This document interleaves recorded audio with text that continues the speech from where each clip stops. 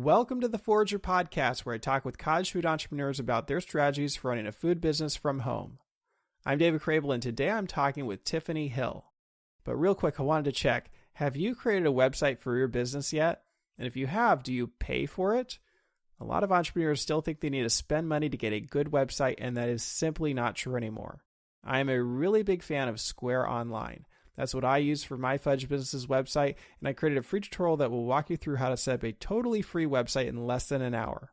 And in case you think free also means cheap, it's actually quite the opposite. I think Square Online is hands down the very best website tool for most cottage food businesses. So if you want to learn more, you can watch my free tutorial by going to forager.com/website. All right, so once again, I have Tiffany Hill on the show today. This is the second part of my conversation with her. If you haven't listened to the first part yet, you can go back to the last episode and check that out. In the last episode, she shared how she started and grew her cottage food business, the Pink Crumbb. In this episode, she shares how she built off that success by starting an online course business called Think Pink Bakers, as well as a packaging business called Pink Design Company. As you will see, Tiffany has experienced phenomenal growth in all of her businesses, and I have never seen anything quite like it. She now has over 300,000 Instagram followers, and even though she started Think Pink Bakers just last year, she's already had over 10,000 people join her membership. And in just the last 6 months, her new packaging business has grown so fast that she's already building a warehouse to manage it all. But let me just say, no matter what stage your business is in, I think you'll find this episode contains a lot of relatable and valuable business advice. And with that, let's jump right into part 2 of my conversation with Tiffany. All right, so you decided to quit the markets. I understand you had to, it was all or nothing. You had to quit. You couldn't just shrink your time. So that makes a lot of sense. And you had a loyal customer base, but still customers don't like change. So what was it like when you switched to porch pickups? What did you learn through that? Well, porch pickup for me was a little unique because I also live very remotely. And so I knew I really want to do this. I want it to be successful. I want to have this experience so that I can share my experience with others. But I have an added challenge in that I don't live super local. It's a little remote. And so I moved to porch pickup. I first found a little local business who would allow me to stock some of my baked goods in her little shop. And I could also meet people there once per week for pickup. So that was kind of a little bit of a middle ground for folks who didn't want to drive all the way out to my house. So I was kind of doing both for the first couple months. My sales were okay. They weren't what they were at the market, but I knew that likely would be what happens because anytime you expect people to come to you instead of going to them, you're going to be faced with a bit more challenge. So I would say that I probably lost about 30% of my sales by making that shift. And I thought, well, I don't believe if I would have started porch pickup in this model a couple of years ago, I would have had many sales at all. So I'm happy with that. But I somehow got this idea that what might I do to make the experience of driving out to my place memorable? And that is when I decided, what if I had some type of cute little stand?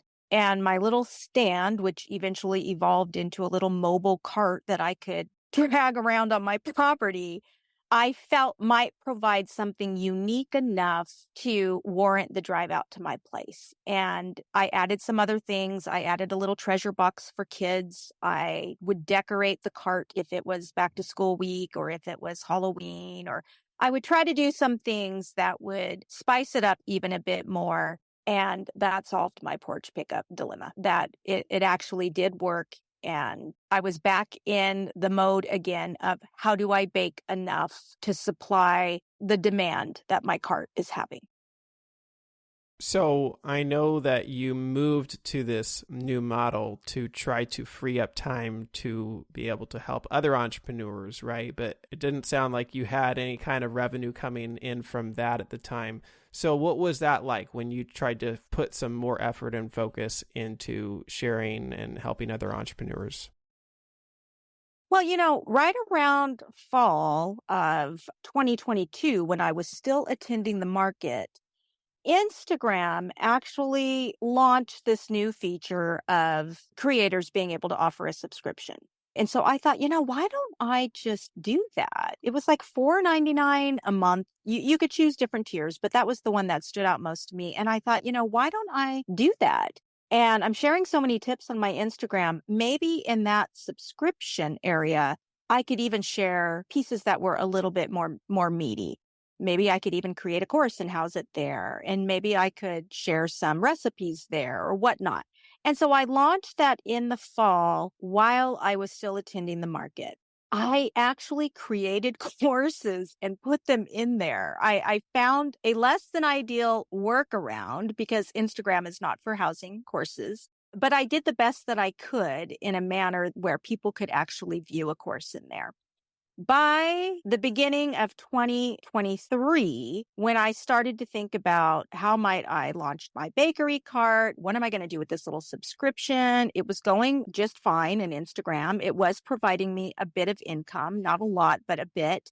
And that was another moment that I knew I needed to pivot. I knew that I need a platform for providing courses. I won't be able to do this for long on Instagram's platform, but the idea had been triggered of what if I offered some type of membership. And so I found a platform. I chose Thinkific to house my membership, and I launched it, I want to say late February of 2023, late February, early March, right around there. And I launched it with 4 courses. And again, now I was moving into visionary decision making in a realm that I didn't have a lot of experience with. And so I was again kind of flying by the seat of my pants. So I didn't have the answers. I just knew I was going to take action. And so I launched it with 4 modules, 4 mini courses, all focused on operating an efficient and profitable home bakery, which had really been my primary focus. And I had questions in my head. Well, why would they pay monthly? Once they finish these 4 modules, why would they continue to subscribe? I didn't know. I didn't have the answers, but I did it anyways. And I mean, the rest is history on that one because it just kept building. And I spent the whole year, little work-life balance again. But I spent the whole year really building that out and kind of building the plane while I was flying it. And it's an amazing resource for home bakers. I'm super, it's my proudest work I've done to date, even when I consider my prior career. Well, this is quite different than what most people would do. Like a lot of bakers think about teaching online or doing what you've done. But I think most of them would say, okay, if I'm going to do a signature course, I'm going to put all this effort and time into making it, and then I will try to put it out into the world. But it sounds like, as you said, you were just sort of building the plane while you were flying it. Why? Because you said that you're a planner. Like, why did you do that? That doesn't sound like something that you would intuitively do, or most people would intuitively do, even though it's a very effective way of building this kind of business. Like, how did you know to do that? I think that entrepreneurship had already taught me a significant lesson by that point in my little journey. And that was that my plans don't work out. And I just have to take action, and I have to be open to having the confidence to make changes where I need to make them. And I will make those changes, but I won't know what those changes are if I don't take action. And so I knew that my 4 modules were high quality. I knew that the first one was focused on just getting licensed. I knew that the second one was focused on what to sell, where to sell it, how to just start getting those sales. I knew the third one was focused on marketing, which was my biggest weakness when I first started. And I knew the fourth one was boosting your income with all of the non-perishables. So I knew that that was the winning ticket for me when I looked back on what finally transformed my business. So I knew that that was great to start with that. I also knew that I wanted it to be quite inexpensive because when I was getting started, I was trying to get sales. I did not have the means at the time to just be investing in myself or investing in taking courses. And that just was not, I was trying to make income, not spend what any little bits I was actually earning. So that was really important to me to just make it. I knew I was going to create it once and I wanted it to serve many, many, many people. As for the other part of your question of, just having faith that I didn't have all those answers, I think I had just become comfortable with that. I think I had started to change a little bit and adapt to what being an entrepreneur means versus being somebody who operates in more of a traditional career. That risk taking was feeling a bit more comfortable to me. Well, I know that this was not the first time that you tried to sell an online course, because you did create a course when you started your sprinkle business too, correct? Yes. And I'm so glad you brought that up because I did. Because again, kind of like what I was saying at the beginning of this interview, I really operated initially on only what I knew. I wasn't able to see beyond only what I knew. So I knew my daughter launched a product. So that must be just what you do as an entrepreneur. I also knew that I was a teacher. So it would make sense to offer a course. That is just what I knew. What I didn't know was that you have to be skilled at connecting with people.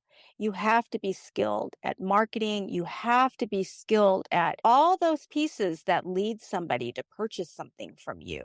And that course is I still offer that course. It's only available in my membership. It was a cake baking and decorating course. It was good. It was a good quality course. My courses are better today, of course, because I'm a bit more experienced. But what was missing from that course was all of the trust building, the knowing how to connect with your audience.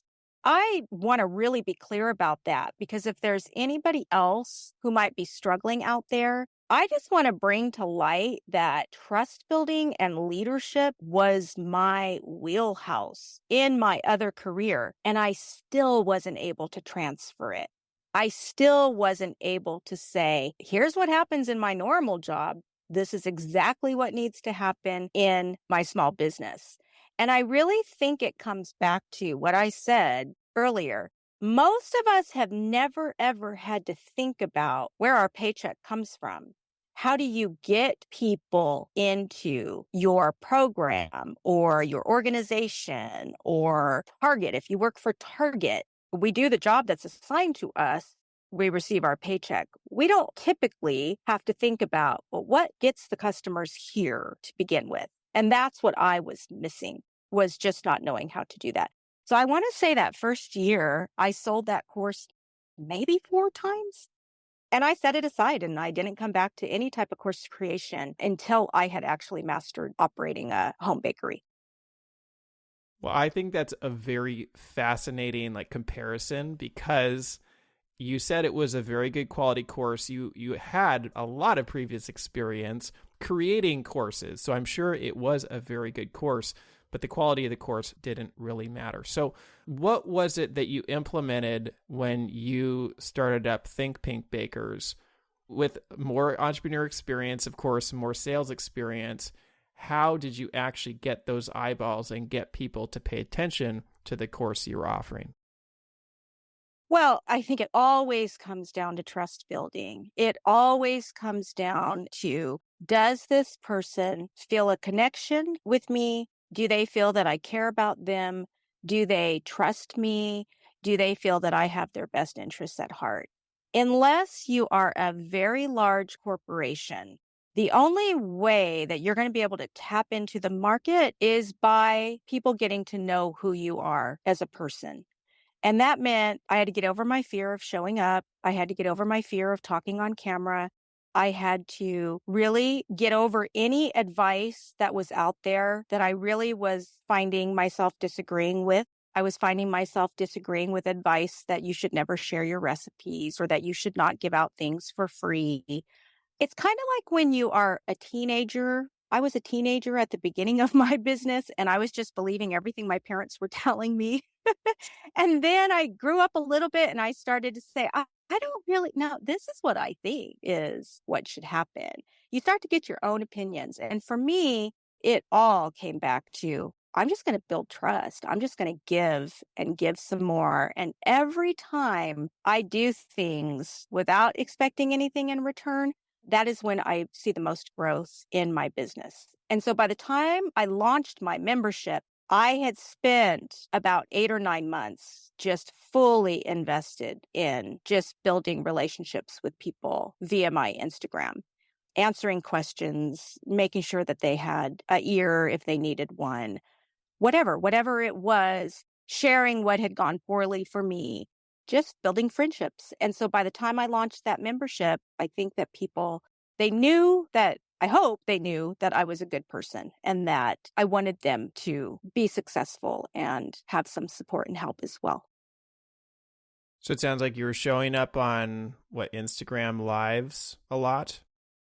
I've never ever done not one Instagram live, interestingly enough, but I was showing up in my stories a lot, and my reels always had a story to it. There was always lots of long captions kind of telling them what I had experimented with, what the result had been, whatever it might have been in regards to I'm offering this in my booth or I made this change to my booth.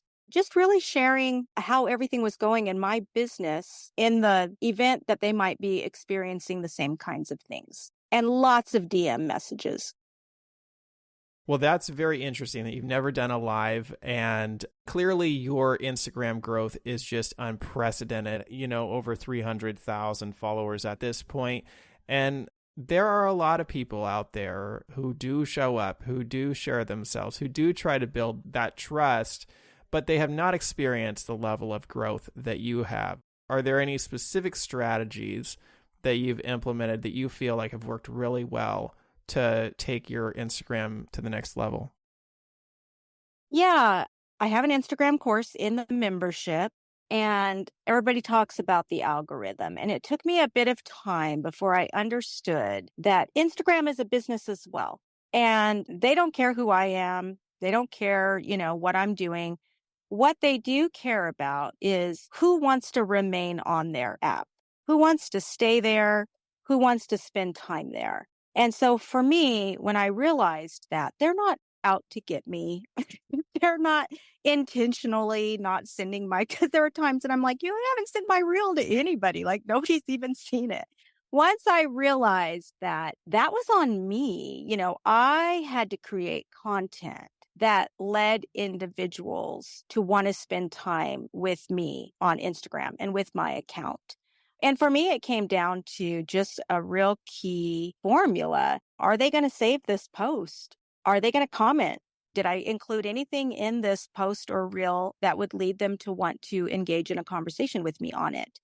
Are they going to forward this to somebody? Is this valuable enough to where they might send it to a friend or they might send it to an aunt or, is there any value here? Because we were coming off of an Instagram era where I could have just posted a picture of gorgeous cookies and we all would have kind of had a good time with it and it would have had a lot of views. That had significantly changed to where there had to be value there.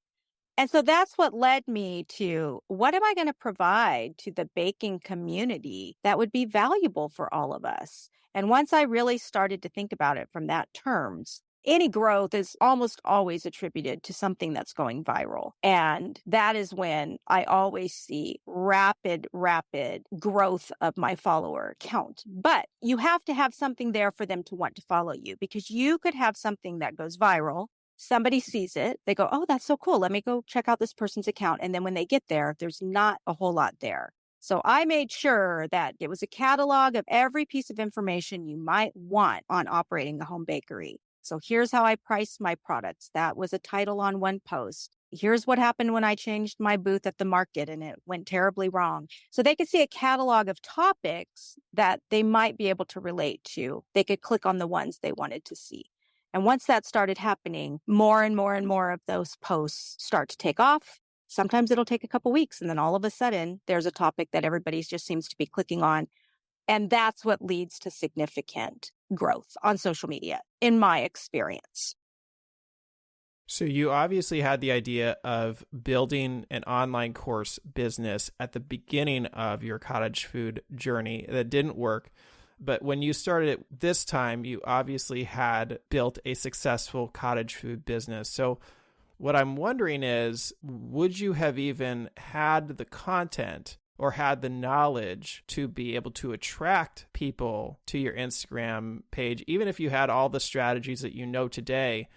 Did you have to have run a successful business first before you could pursue this goal of selling your courses? Well, I would say anytime you want to share your knowledge with others, it helps if you are also in the same boat with them. I hope I'm understanding what your question was. My question is because you said that you needed to learn how to actually get eyeballs, how to get people to pay attention to you in order to be able to sell your course that didn't sell. You only sold 4 courses in maybe the first year. And that the strategies you've used to do well on Instagram have been to make sure that every piece of content is valuable. But do you think you would have been able to create that much valuable content at the beginning of your cottage food journey when, you were trying to sell that course? I think it depends on what your course content is. So my original course was cake decorating. So if I would have been spending a lot of time building trust in regards to cake decorating, then yes, I think I could have gotten that course to a different outcome than what actually was the outcome. Because I would have needed to utilize my platform to not sell in a home bakery, but to master cake baking and decorating. So that would have been a different niche, I guess you could say. Trust building still would have needed to be required, but I would have had to demonstrate that I was successful with all of these different hacks, with all of these different tools, with all of these different strategies. That would have been the value I was providing so that they trusted, wow, she's a really strong cake decorator. If I'm going to take somebody's course, I'm going to take it from her. And if I can't afford her course, or I'm not at the point in my life to sign up for her course, her account is still so valuable that I can learn a lot from it. And I think we fall into that trap of, well, I don't want to share all my secrets because then why would they ever purchase my product? And that's really not how it works. They purchase your product because you've given them so much that they don't necessarily even have to, but they know that they're going to get even so much more because you've already proven to them that you are somebody that they connect with or that they like to learn from or that they, however they're viewing you as a positive resource for themselves. So I don't think I would have necessarily needed to be successful in selling my baked goods, but I would have needed to be successful in the content of that specific course. Well, you said you felt like a teenager when starting this business and that you weren't necessarily agreeing with what everyone else said you should do. And I can see that you have sort of taken your own path, in particular with your pricing. Very low pricing, $5 a month for the base level and $10 a month for your premium level. How did you come up with your pricing and decide on that as a strategy? I don't know if I would have landed there had I not started with Instagram subscription. Because again, I tend to get little ideas planted in my mind and then I can't think beyond them. I think that's kind of a weakness of mine. But in this particular instance, it was probably a positive. But their initial pricing was $4.99. And so when I decided that I'm going to move this onto my own platform, I'm just going to keep the price because these people are going to follow over there. And I don't want to say, well, it's going to be more now. I knew that that price was low. I knew that it would likely be extremely low once I was done building out the program. I also knew how I felt when I was trying to get my home bakery profitable. And I knew that I'm going to create these courses one time. And outside of going back in and making some course corrections or modifying the content a bit here and there, this is, digital products are an amazing product to sell because you really can create them one time. That's not actually what happened because I'm still very active. I'm still creating content all the time for them. But I feel really, really good about the price and what people are able to obtain. And it also frees them up to go take courses from others, to learn other perspectives, to continue to grow. My program isn't so pricey that they invest in it and now they're only hearing from one voice, mine, because my perspective is only one perspective. I had pushback from other course creators who said, well, people only finish a program if they pay a lot for it. And I don't know. I don't know how I feel about that. I feel like we're all adults. And when we are ready to do something, we do it. And when we're not quite ready, we don't. And I don't know. That's kind of beyond the point or aside from the point. But I feel really good that a lot of people have been able to take the courses and a lot of them have completed them. Well, you obviously could increase the price now. Your Think Pink Bakers is well fleshed out, right? You could easily charge more for it. So is that something that you're considering, or have you decided to stick with the $5 a month price? I have considered increasing it. I've landed on leaving it. But I have also found a happy place that I think is a win-win for me and for everybody else too.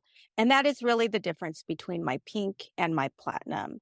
And that is that my pink program, that's my $4.99 program, that is really, really focused on just operating an efficient bakery that you're not going to burn out on and is going to provide you with a consistent income. That entire program is dedicated to that. There's lots of courses, pricing courses, farmers markets courses, everything that you need for that.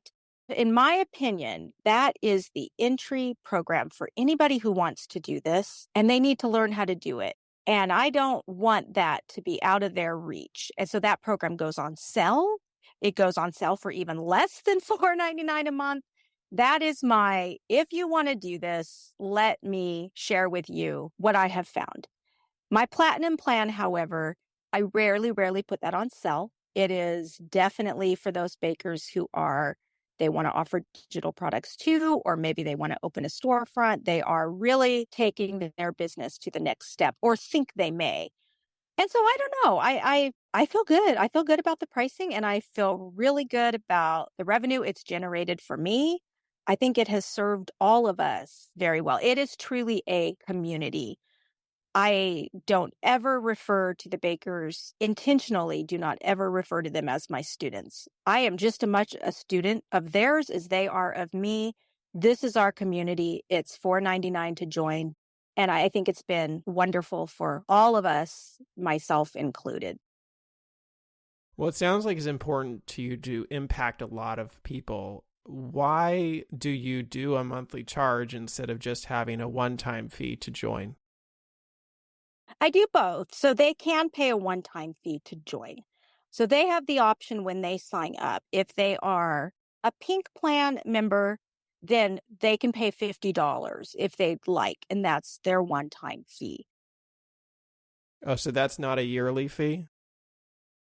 That is yearly. So if they want to remain a part of the membership for year 2, then they continue to either pay their annual fee or their monthly. So I think what you're asking me is why is it subscription based instead of you have access once you make the one-time fee? You have access forever. Is that what you're asking?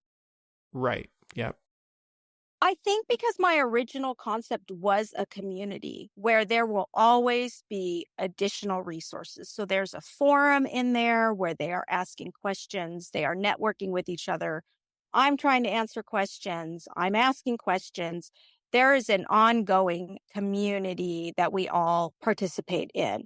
There's also label templates that I now create that go into the community. So they have access to every time I launch new bakery boxes for my packaging business, there's new label templates that they get. So I think it's an ongoing resource versus here's what I made, here's what you get.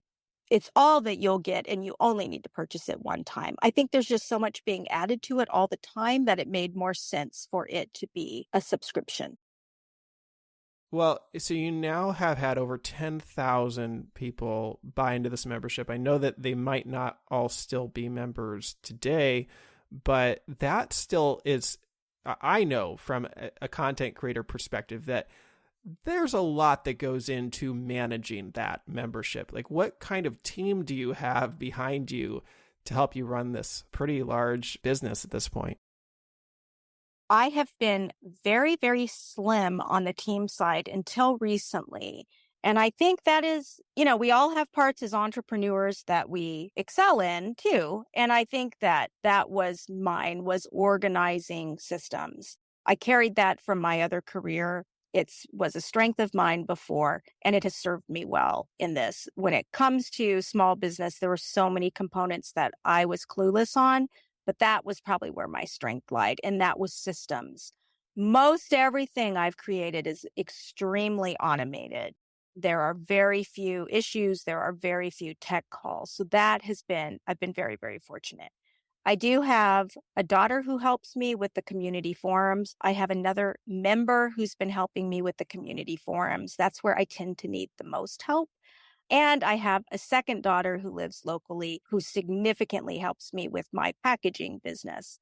But when it comes to the community, it's really been primarily just me.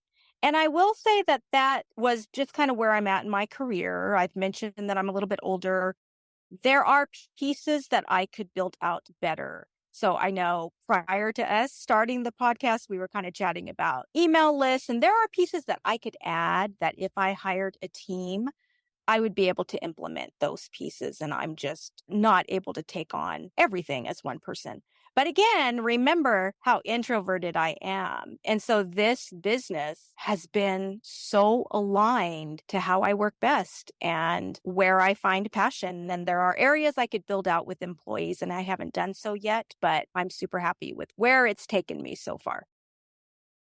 That's really phenomenal that you've built this mostly by yourself, have had very little help, because I mean, over 300,000 Instagram followers, over 10,000 memberships so far. I mean, that is just a little bit mind-boggling to me, to be honest. Where do you find the time to do everything? You've been running a cottage food business still. You're doing this online community. I mean, there's a lot of moving parts going on there. And now I know you have a packaging business, which we'll get to in a little bit.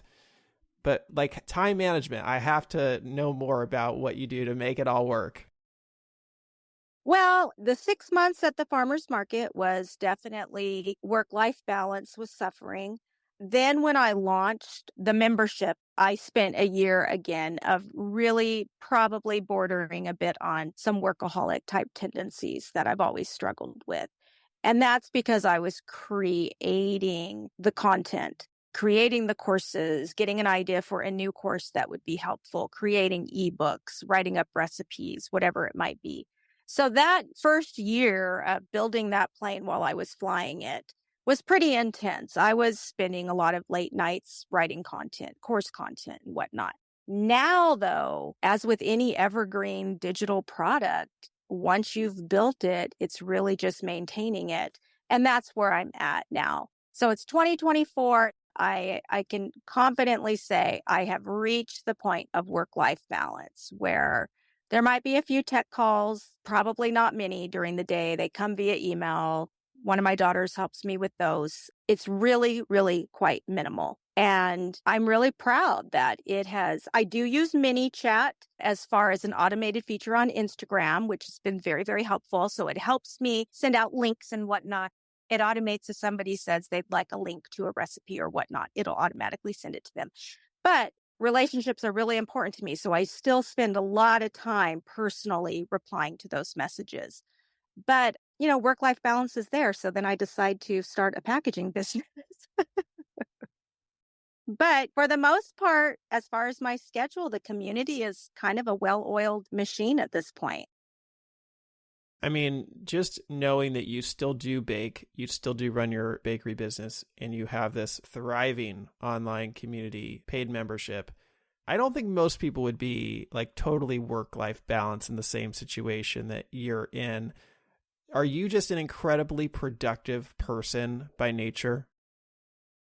I go through moments of intense productivity and then I go through moments of recognizing that I'm hitting a bit of burnout. So I think that I've done a better job as I've gotten older at accepting that I'm experiencing a bit of burnout and giving myself grace to just slow down. But yes, I do have other periods where productivity is at an all-time high. I've had to really, really become comfortable with addressing my tendency to be a people pleaser and giving myself permission to not get sidetracked from that. And so, an example of that would be my home bakery at this point. When I take something on, I tend to lose sight that I don't have to do everything to the highest degree. So, right now, I would say my bakery cart is in Big Bear, California, because we have a second home in Big Bear now, and we spend 50% of our time there. So I've had to stop myself that I am not baking for an entire community. I need to remember that if I can put my card out, I can put my card out. And if I can't that week, that is okay. And I think as entrepreneurs, a lot of us fall into that trap of, I have to do this for others. Or if somebody messages me, I have to respond. And that is very much me. And so I've really been working on, okay, in the evening, I'm going to sit down for 30 minutes. I'm going to answer as many DMs as I can. In the past, I would have let that derail me and put some added stress on my shoulders. So that has really been important to me, that my business has gone in directions I didn't expect it to. And like I told you, you have to make decisions. So right now, for me, I just recently made the decision that my cart will be out once per month. And that is all I'm going to be able to do. And I need to not feel poorly about that. I need to be proud that that's where I've taken this business, if that makes any sense. It makes a lot of sense. Why do you just not let it go? At this point, you're running a super successful teaching business. Why not just stop the cottage food business entirely? So, I've really thought about that decision long and hard. And I think for me, it comes down to, I really want to know what it feels like to sell our baked goods. I want to know what happens when I do a pay what you can model. I want to know what happens when I operate on an honor system model. I want to know what happens when I put the card out and I have listed prices. What happens? Do I have higher sales? Do I have lower sales? Do I build more trust? Do I hurt trust? It's important to me to remember what it feels like for all the other bakers who are in my membership plan. And I think I feel so strongly about that because when I was a teacher and I became a principal, some of my relationships with my fellow teachers shifted. And I began to recognize that I didn't understand anymore what it was like to be in the classroom. Like, I'll almost get emotional even talking about that. Like, I didn't know anymore what they were facing. I knew, but there was some distance between really understanding. And then when I moved to the county office, that increased substantially. And it is so important to really understand, if you're going to teach on something, do you really know what's happening today in the world of the cottage food baker? And I think at some point I probably will just have to say, I've got to drop one of the balls and it'll likely be that one. But I'm holding on to it as long as I can. Do you then niche yourself in terms of what you teach? Because you haven't run a brick and mortar business. You haven't used a commercial kitchen as far as I know. There's a lot of things in the food world that you have not done. So do you just sort of kind of stay in your lane in terms of what's in the Think Pink Bakers community? Yeah, I definitely do. I wouldn't be able to teach on those topics. I did spend some time that first year that I was building out the program, bringing in some guest speakers who could talk to me and the group about those types of topics. And those are recorded sessions that bakers can listen to. But as far as any core course that I have developed or taught on, yeah, it would only be anything that I've actually experienced that I feel I could contribute to. And, there was, again, all those decisions. Once you're able to get your business to a point where you have some choices, that was a decision I almost made moving into a brick and mortar. And I had to step back and say, is that really where I'm going to shine? Or what might I become a little bit resentful because I won't have as much time to content create? So I think that everything, we really have to start to assess where we're going to excel and where we're not. And so I opted to recognize that I probably would not be the best person for that. Well, you've created this successful bakery. You created this very successful online membership community, and then you mentioned you started a packaging business on top of that. Why did you start a packaging business? It just seems like I just can't believe that you would add that to your plate, but what encouraged you to do that? Take me through that. Yeah, I know. I'm right there with you, by the way. It's those darn daughters. Truly, it was one of my daughters. And she said, Mom, I watch your account. Because my kids have been like, they've gone from what is mom doing? Like, why is she on Instagram? And what is she trying to do? To, we're really proud of you, Mom. And she said, Mom, I watch your reels that you post and I read the comments. And so many people ask you about packaging. Why are you not considering solving that problem and offering some packaging that you love to use? And at first, it's the same thing with, encouraging me to go to the market. At first, I was like, no, no, no. And of course, as time went on, I started to recognize that she was correct, that there was definitely a gap in the market for packaging that I wanted to use, packaging that others might want to use. And what was interesting is I'm a firm believer at this point that you have to align your business to your personality. I'm also a firm believer, and this is contradictory, that sometimes you don't know what you might enjoy. And so I did say, let's explore this a bit further. And every step of the way, I said, I need you to understand this is not something that I'm going to want to do daily. I remember, I'm introverted, but I want to just sit quietly and create. What actually has ended up happening is I think that is my most enjoyable aspect of my business. I love everything about it. I love creating the designs for the packaging.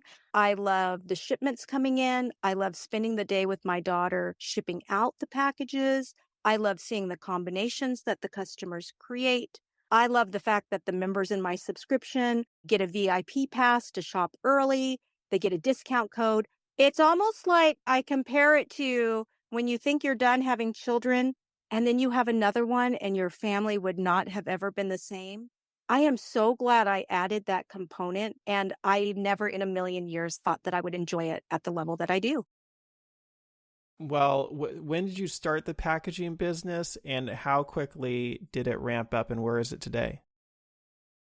I started the planning for the packaging business spring of last year. So I did not receive my first delivery of packages that I could launch until October. So there was some, months of finding a manufacturer, designing, figuring out what size I wanted the boxes to be. Again, just like my membership, I launched it with just 4 courses. Same concept here. I launched with 2 designs, 1 size box. That's not a great business model. I didn't launch with a wide array of sizes, offerings, designs, add-ons. I just can only take so much at a time, I think. I think my brain can only work in small incremental steps. Now, that first launch was very successful. I sold all of the boxes. It was a smaller launch. Now it's March, so what is that, like 7, 8 months later? And it's a full-fledged little packaging business that is going to continue to grow. We're building a 2,200 square foot warehouse on our Apple Valley property. I anticipate that we will outgrow that at some point. We'll cross that bridge when it comes. But I have become an expert at I will cross that bridge when it comes, which is not my typical go-to style. Well, obviously, undeniably successful packaging business, and it's growing at a record rate, just like seemingly everything else you've done in the last couple of years. But I have to say, from the outside looking in, and I do not sell custom cakes, right? So I don't know the pain points there. But from the outside looking in, I don't get it. Like, I don't understand why there is a need for bakery boxes. Like, and I really just want to know, like, what was the pain point you were addressing? Because from the outside looking in, it looks to me like you're just selling regular cake boxes. Yeah, I totally get that perspective. I think that when it comes to selling like a full-sized cake, you have your cake drum that you're going to put your cake on, and then you're going to decorate it. You're going to take that cake on the cake drum, you're going to put it in a standard white box, and you're pretty much done. But when it comes to selling individual baked goods that are single serve or serve 2 or 3 people, packaging is actually a lot harder to find. It's a lot harder to find something that will work well with what you're wanting to offer. Because just like my mind tended to go towards the only way to open a home bakery is to sell custom cakes, the same thing kind of happens when it comes to packaging. There aren't a whole lot of choices in regards to tins for mini cakes, boxes for mini cakes, those types of things. They exist, but you would be surprised at how hard it is to find them. And then when you do find them, do they work? I've invested a lot of money into packaging only to find that the lids don't stay on, or they aren't the right size. They're a little bit smaller than what was on the website, and now my little mini cake will not fit in it. You spend a lot of time sourcing packaging that you end up not being completely happy with. And that's why I was getting so many questions. Wait. Where did you get those tins? Where did you get those boxes? Where did you get those liners? Where did you get that paper? And when you do start to find the products that work well at a farmer's market or on a porch bakery or in a cart like what I use, you're going to be stuck with white or pink. It's going to be really difficult to find anything that has spring prints, bumblebees on it, different papers that you can use. You're just not going to have that opportunity. And so I think that that is what led to the success of that side of the business. And I think, again, there was trust there that if I was going to use these in my own cart, then there was a level of confidence that I liked them enough to recommend them. But I will say that operating a product-based business such as this, night and day from operating a home bakery or a digital product such as a course or ebook or something. Lots of other things to consider that could hinder one that I wouldn't have been aware of before, that, I'm at the point now that I can manage those pieces, but very, very different. Well, it seems like, you just created these boxes, you sold out of all of them, you're building a warehouse. It's just onward and upward. What have been the challenges as you've built this, business that you had no experience in before this, right? No experience outside of, selling my sprinkles as a product, I guess, originally, but still night and day, apples and oranges. I think the biggest difference is because I do have a lot of people reaching out saying, can you offer a course on this or help me with a product-based business? When it comes to relationships and trust building, everything's going to be the same across the board. You really have to have a lot of trust and connection with an audience to be successful, first of all. One thing that I wasn't aware of is how far in advance you have to plan. So right now, my daughter and I are sitting down to plan the fall collection. That's how far in advance you have to plan. For somebody like me who gets an idea and runs with it, that is a learning curve to know that, you got to be thinking very, very in advance. The other challenge is that, you're not going to get your product quickly. That's why you have to work so far in advance.